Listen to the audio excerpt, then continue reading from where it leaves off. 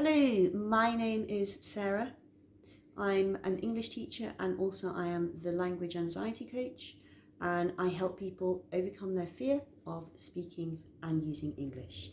In this video, I'm going to be talking about dealing with misunderstandings at work. I'm going to talk a little bit about misunderstandings that come from language problems, and I'm going to talk a little bit about how language and culture can overlap and cause you problems in the workplace. So first of all, let's think about listening. So English is a difficult language to listen to in many ways. Firstly, because native speakers do like to speak quite quickly. So if you are listening to a group of English native speakers talking, even if your listening is good, it can be very challenging to understand what they are talking about. We all tend to use idioms, we tend to use colloquial phrases as well, and when you add the kind of strange things that English does with pronunciation and linking the words up together, we're talking about quite a significant challenge for you. Now, the solution for this is super obvious, so please excuse me if you have already thought of this, but I am always surprised at how often people I talk to know what they should do, but don't do it. If you are having problems with your listening at work, well, you need to be practicing your listening.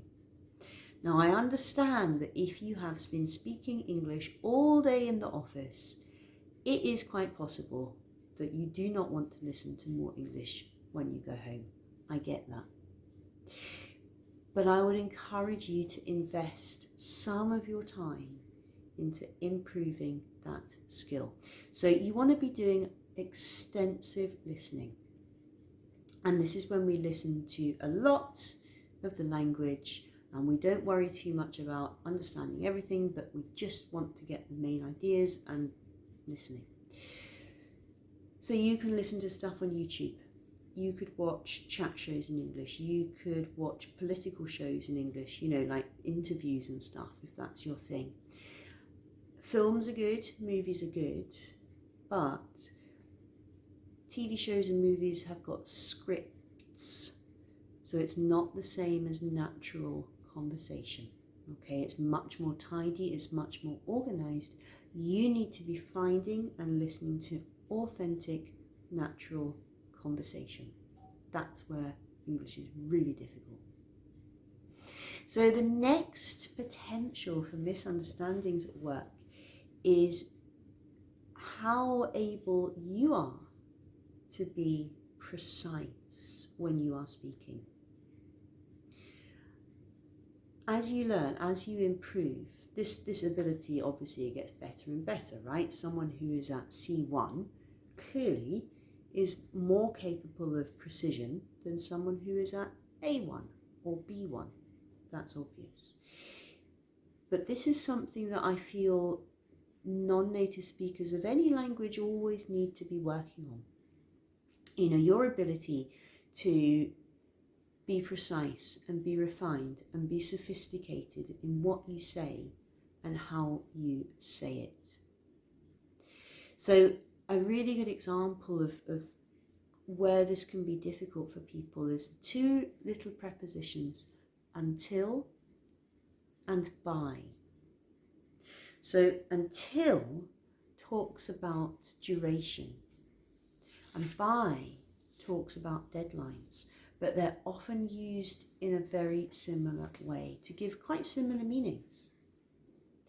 You have until Friday to finish this report. I need this report by Friday. Now, the basic meaning of both of those sentences is the same. We're talking about something that you need to do by a day so that I can have it. If we swap those prepositions around, though, we start to get a problem. You've got by Friday to finish this report. Just doesn't make any sense. And I need this report until Friday makes sense, but the meaning is totally different. This means I need the report all the way from today until Friday. After that, I don't need it. So that's an example of how you need to be looking for those weak spots in your language and then really, really working on them to improve them and to make them stronger so that you know how to use by and until, how to use future perfect, for example. Many people avoid that. So you always need to be seeking to improve your ability to be clear, precise, and sophisticated in your language use. And then finally, let's look at the way that culture can impact on language. Now, I knew of a lady who was a doctor. She was a children's doctor living in the UK. She was from Eastern Europe somewhere, I can't remember where. And she was a great doctor and she had fantastic English. But people complained about her. The patients complained about her and her English. So she went and had some lessons with a friend of mine. And it turned out that great grammar, great vocabulary, pronunciation's okay, no problems. But because the culture between her country and England was so different, the way she was speaking to her patients made them feel very uncomfortable. So you know, in English, we sometimes take a long time to get to the point. If we're being polite, I was wondering if, do you think it might be possible if? So English likes to do this, and this doctor, she was being too direct, being too abrupt.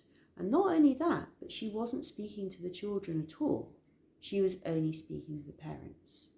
And this kind of clash of cultures, although her English was good, was causing a problem. So it's really worth your while learning how to do functional stuff in English. Instructions. We often use conditionals for instructions. If you could turn the photocopier off, please, that would be amazing. Giving feedback. We don't like it to be too direct. Feedback's great, but not if it's too aggressive. Making phone calls to customers. Are you expected to have a quick little chat? What's the weather like where you are? Oh yeah, it's horrible here today. You know, all these little cultural things are where the culture and the language connect and meet, and you need to be clear about the differences between your language and English.